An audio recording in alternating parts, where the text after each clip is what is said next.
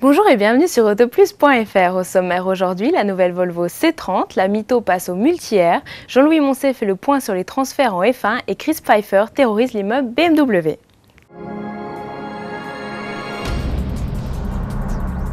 Volvo présentera à Francfort une version restylée de la C30. Cette nouvelle génération apparaît plus sportive et plus racée car Volvo a surtout travaillé sur le look.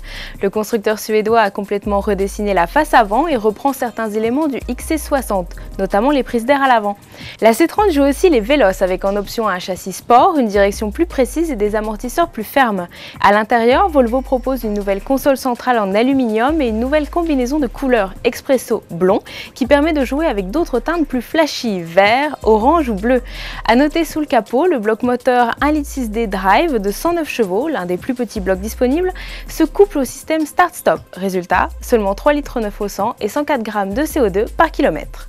C'est l'Alfa Romeo Myto qui va inaugurer la nouvelle gamme de moteurs essence 1,4 litre multi-air conçue par le département Fiat Powertrain Technology. Deux niveaux de puissance seront tout d'abord disponibles, 105 et 135 chevaux.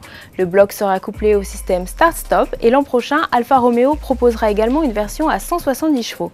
La technologie multi-air permet un gain de puissance et de couple tout en réduisant émissions de CO2 et consommation. Elle devrait à terme se répandre dans tout le groupe Fiat et sera notamment proposée sur la nouvelle Fiat Punto Evo. À seulement 5 Grands Prix de la fin de la saison, le marché des transferts se réveille en Formule 1.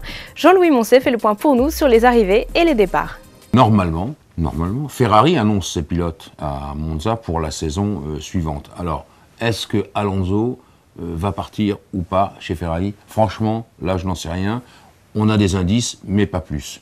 La deuxième chose importante, c'est tout de même ce Conseil mondial extraordinaire devant lequel Renault a été convoqué. Et donc ça aussi, ça peut changer la face des choses. Raikkonen, naturellement, est attendu dans une équipe qui peut être Renault, avec un gros sponsor, Raikkonen, paraît-il. Kubica aussi. Donc je pense que pour l'instant, il y a encore des négociations sous le manteau. Et je ne sais pas si, peut-être pour la première fois de son histoire, Ferrari va être obligé de reculer l'annonce de ses pilotes. Et on vient d'apprendre que Ferrari organisera demain une grande conférence de presse à Monza avec la banque espagnole Santander. L'arrivée de Fernando Alonso au sein de la Scuderia serait-elle finalement imminente? Réponse demain dans le paddock de Monza. Vous détestez abandonner votre moto dehors le matin pour rejoindre votre bureau? Chris Pfeiffer, lui, ne se pose pas de questions, quitte à effrayer les hôtesses d'accueil et les employés du siège de BMW à Munich. Le champion du monde de stunt, une discipline où il faut enchaîner les acrobaties à moto, préfère garer sa BMW F800R sur le toit du bâtiment.